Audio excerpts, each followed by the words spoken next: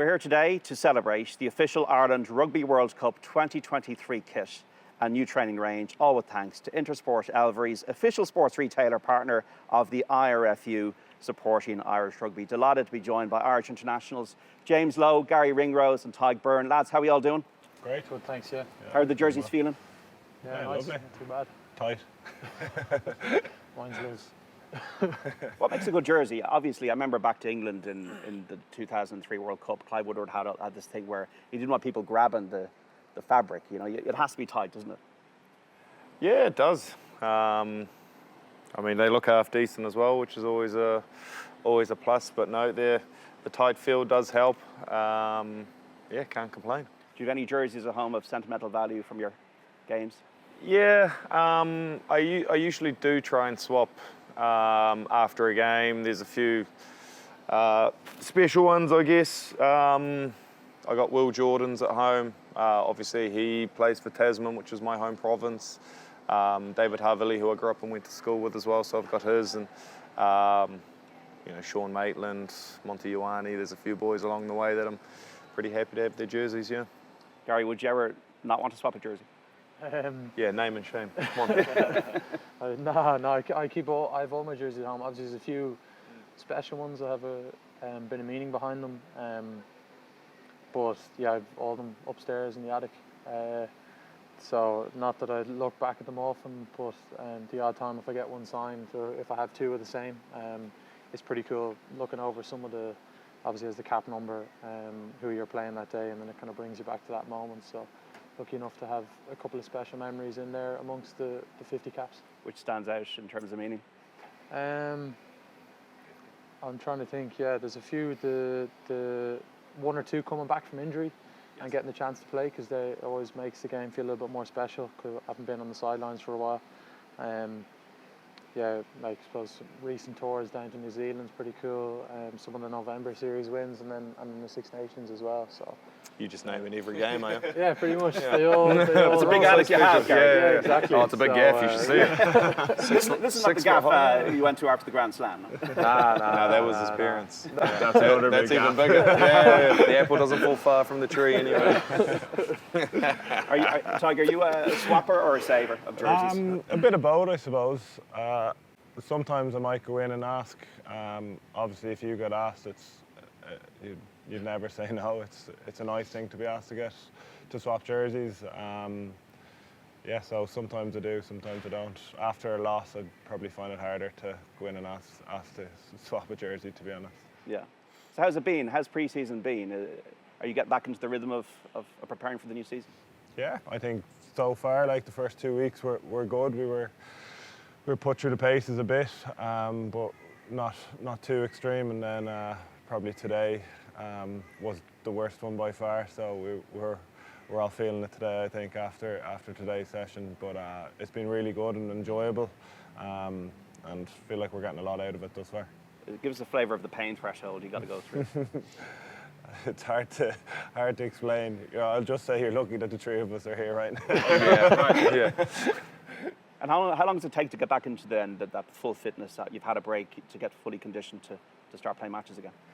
You definitely need a good month of some intense training just to get back, get the meters in the legs. But you know, they're pretty smart and switched on with what needs to be done before we get back out there. I mean, Italy's just around the corner, and I think the boys have put in some decent work. Then when the opportunity does come, I think we should be firing. What exactly are you doing then every day? A lot of stuff. To be fair, no, it's a mix of we're in the gym doing some, say, robustness stuff, and then we might be into strength sessions, a bit of speed work as well, and there's kind of little break and snack opportunities, recovery windows in between them, and then obviously the big sessions will be out on the pitch, playing rugby, rugby specific conditioning, and then scenarios and situations and phase play, stuff like that. So for the most part, any of the conditioning stuff we do, the bulk of it's out in the pitch with a rugby ball in the hand, and then any extras might be picked up at the end of the session, or some off-feet stuff on the machines inside, So Would you feel that pre-season stands to you? Would you think to yourself when you're winning a game, you're in the last 10 minutes of a game, oh, that was pre-season, that really helped there? Potentially. I think it's more going into the games and how you feel, you know. I think knowing that you've done all the work that you need to do and you'll feel good going into the games, and then that probably gives you the confidence going into any of those games, and that you've done enough work to get through it and come out with a win. How have you felt then with Munster? It's been a good run to the end of the season, a great win down in South Africa. Yeah, 100%. And you know, I was lucky to get back in time for the last 3 games, and it was certainly a special moment for the club and the fans. And yeah, it was a great run, and it was well celebrated afterwards. He hasn't stopped talking about it. Yeah. How'd you celebrate? How does anyone celebrate? Quiet night with the family. You went full Jack Grealish, did you? Yeah, a few pints and a heavy trip home on the plane, and then we obviously had the homecoming back in Thomond Park, and you know, the turnout for that at short notice was incredible. I think it was a sellout. They probably could have filled the whole stadium if they were able to get the staff. You know, and then I was off to weddings afterwards, but the lads were still drinking away in Calloo and going to different pubs every day for the whole week. So they certainly made the most of it. Discovering Munster. Exactly. It was good as well for the likes of Peter Mahoney, Conor Murray, Keith Earls. They've been waiting a long time. Yeah, 100%. You know, just like the fans, but they've been through it. You know, they've lost a lot of semis and finals to these 2 lads beside us, like myself, and you know, to finally come away with a win. Absolutely tough for those boys, 100%. We saw last year, Garry, when you had a bit of a tough season with Leinster at the very end, that Leinster backbone, that Irish team that went down to New Zealand for the first ever time, won a series down in New Zealand. Are you hoping that this year France will be New Zealand, as it were, the World Cup? I mean, I wouldn't look into it that much. I guess you learn from every experience and try to get better. But when you come in here, I mean, I suppose when you're in your provinces, there's always a bit of a chip on the shoulder. But when you come in here, we're all rowing in the same direction, and delighted for the lads to, like you mentioned, say some of those senior lads picking up a trophy, and then I mean, we're all equally want to try and win and chase that feeling, you know. So yeah, I mean, any experience, as I said, stands to us, and hopefully we can learn from it. We're pulling stuff from all the provinces games, and the Six Nations, obviously last November series, the New Zealand tour. The coaches are still plucking up stuff that we can get better and learn from. So that's the challenge. James, you played in the New Zealand series in the winning 2 games, the last 2 tests, and then you played against England and France this year. Who were the harder opponent? You know, was the New Zealand games, were they harder, or were the England-France games harder? I mean, they're all relatively difficult in their own respects. I'm sure you can understand that. They're all fine opposition, but you know, travelling 30-odd hours to play a few games of rugby does take it out of you, and you don't realise until you're properly away from home how against the wall you kind of are. You know, you're using public gyms. Our training facility was, you know, 45-minute bus rides away. It's just little things like that. You get the second choice of hotels. So those there, it's really, really tough to win, you know, series away from home. But then, I mean, we also hadn't beaten France under Andy Farrell, so to be able to do that at home at the Aviva was something very, very special, and then put ourselves under pressure against England but came out on top. So it's hard to say, but I mean, beating New Zealand away from home is pretty special, yeah. We're going to have to win a run of games now, Tadhg, to win the World Cup, and obviously that's the belief. Do you have more confidence now, given that what's happened the last year, that we could win games consecutively? Because it's been a challenge for Ireland over the last 35 years in the World Cup. Yeah, of course, and I suppose you do have to take confidence from those moments. You know, in New Zealand, fact we bounced back, and then going through November unbeaten, and obviously doing the Grand Slam, like they're huge achievements, and you got to take those with you into a World Cup. But it's a different kind of you know, pressure. You know, you don't have 2 weeks on, 1 week off in a World Cup. It's back to back to back. So, you know, we're going to depend massively on that whole squad, and I think everyone's going to have to take confidence that we're going to be able to do it. And I think, you know, we'll gain that confidence from our pre-season in here and from our warm-up games and going into that, and no doubt that we'll feel confident going into it. What were the learnings of Japan, Garry? Are there pitfalls that we can avoid going into this? Are there things you learned about yourself and about the team? yeah, I mean, thinking back on some is the challenge to be as cohesive as possible when the squad changes. Like what Tadhg said, it's the whole group and more guys that might be called out later again that are going to be needed to be successful. So, I mean, we've unbelievably tough games in the group stages. So it's just taking one at a time, and you can't look beyond the challenge in front of your face, really. I think our game against Tonga is their first game of the World Cup as well. So, I mean, obviously we're focusing on Romania, and then, I'm sure Tonga will be looking to get a scalp against us in their first game. So, all hands on deck for game one, and I know it's a cliche and maybe it's not the fancy answer, but all focused on game one, and then whatever that goes, it's all focused on game two, and roll on that way, and not try and get sucked into any storylines or any narrative that are outside the camp, that sort of way. You missed the England game, obviously, through injury. Is there any way you can kind of minimise the risk of injury, or is there a degree of randomness too? Man, nah, he just throws his head just into maybe places. try to get the head on my head not on the wrong side might help. But I mean, it's the challenge of the World Cup is because it's the nature of the beast, and it's inevitable that someone will be unlucky. So as what Tadhg said, it's the whole squad, and we got to be ready and prepared for that. Ideally, try and avoid it. But you've got to go all in the game, and whatever happens. So Johnny Sexton is 38 today. Happy birthday, Johnny. What does the ordinary fan not see about Johnny as a player and a person at Leinster that you guys obviously see? I mean, he's a family man. I guess people get a glimpse of it after the games. His young fella Luca is out on the pitch with him. His young fella Luca goes to kicking sessions with him. So first and foremost, that's probably something people don't see. His wife and kids mean a huge amount to him. He's a bit of crack as well. In training as well, he demands, for someone who's been there so long, he still operates at a level that demands you to be with them. So as I guess you see it in some of the greats across other sports, they have that edge about them.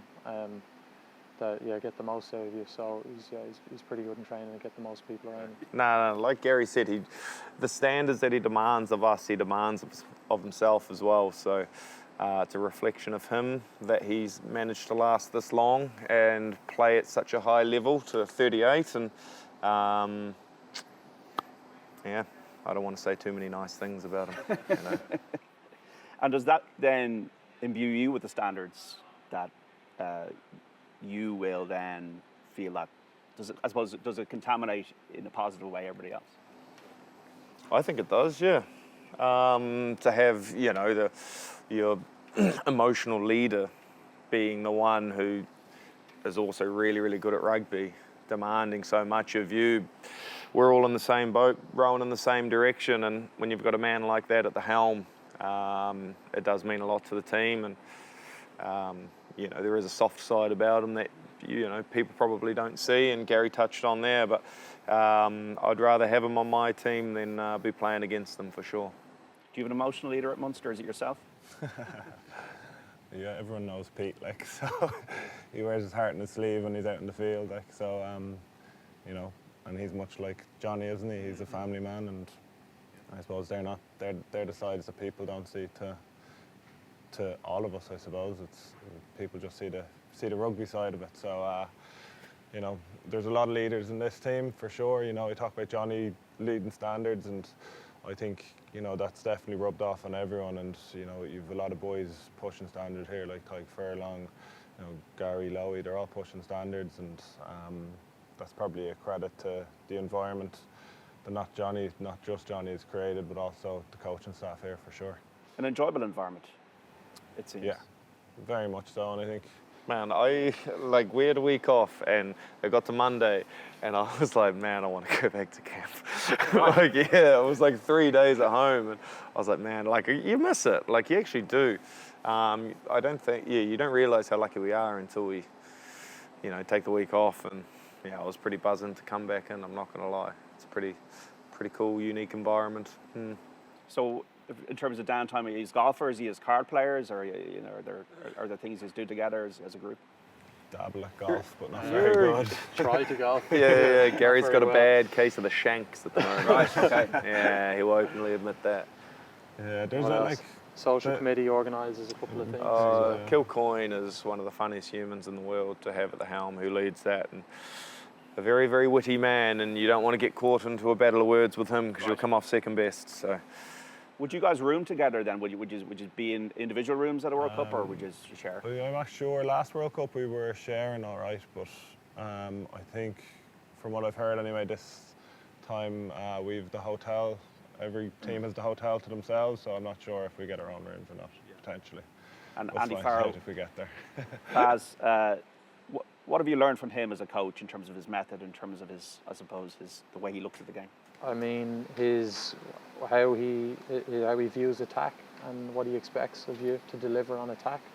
I mean, there's no one not involved, no matter where the ball is. Everyone has a role or a part to play. So maybe when someone does something well that's on the ball, it's often off the back of efforts of guys around them. I think he's a brilliant people person. I think everyone kind of works well with everyone. So yeah. And what have you learned from Andy and the staff? yeah. Are you enjoying it, I suppose? Oh, yeah, I'm enjoying it. Yeah. How has it evolved for you the last few years? I think that a lot of the coaching staff complement each other quite well. In the environment, everybody's going in the same direction and wants what's best for each other. And then you've got, Paulie, who is some man for the attention to detail, and then he's got his little sidekick in Fogs, who's the absolute crack. Like those two work in tandem. They're yin and yang, but they work so well. So, Faz expects, the highest of standards, just like Sexto and a lot of the other boys, and I think we're going in a good direction at the moment. Yeah. And as players, would you be vociferous in a dressing room, say half-time in the Six Nations game, or does somebody one week stand up and say things, and does the quiet person talk, or is it more led by the coaching team? I would say that everyone will chime in if they feel like something needs to be said. We have a good process there. Like when we go into the change room, coaches give us a couple of minutes at half-time to ourselves where we probably can talk to ourselves, and then we'll split into our forwards and backs where, and Paulie and Fogs will talk to us, and Faz and Caddy will chat to the lads, and then we'll come into as a team, and whatever needs to be said will be said. I think the big thing here is that we don't want people to be afraid to talk, and I think that's the environment that is here, that if we are in a huddle and someone needs to say something, they will say it. So I think that's a good place to be. Yeah. We all have individual journeys in everything we do. How would say did the time in Wales help you as a player and as a person come back to Ireland then? Yeah, it was huge. I think new lease of life, I suppose. You can get stuck in a bit of a rut when things aren't going well for you, and everything. When I moved over there was a fresh start, fresh eyes on how I played the game, and there was no preconceived ideas of what I should and shouldn't do. So I just went out there and tried to lay down my own mark, and thankfully it worked out. Meet your missus over there, yeah? Met my love wife, of your life. Yeah, there exactly. You go. So I came back, got to come back here, and get a contract with Munster, and I brought a lovely brought her over to Limerick. Welsh woman back with me, so Lucky I didn't girl. too bad. Lucky girl, or lucky me, I'd say. You had any romances on your rugby journey? Me? Nah. You recently got married, Garry? Yeah, congratulations. Yep. Me, Arnie came from New Zealand. Yeah. She travelled away with you. Yep. No, we're happily married now with the two Little kids. baby Nico. Yep. Little Bubba, little dog. Yep. No, we're happily married. Yeah. And manage a young family, manage a rugby career, busy man. Yeah, that's probably why I love camp so much as well. It's tough, man. Kids tough, but it's an enjoyable experience. I can, it's cool. It grounds you, I suppose.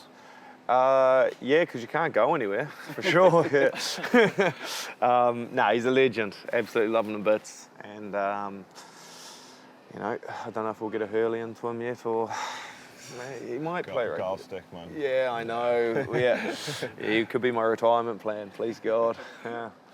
You enjoy playing with Robbie, with Bundy, and you've got a great relationship now with all these players and consistently as well. Yeah. Yeah.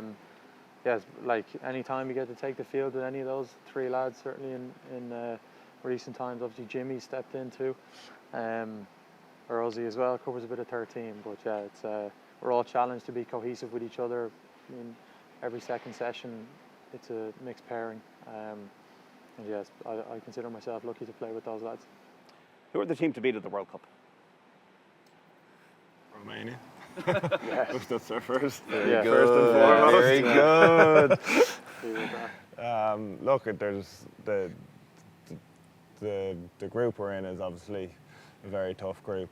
You know, our aim is to obviously get out of that and go from there. So there's a lot of teams that are more than capable of winning this World Cup, and it's certainly going to be an exciting one.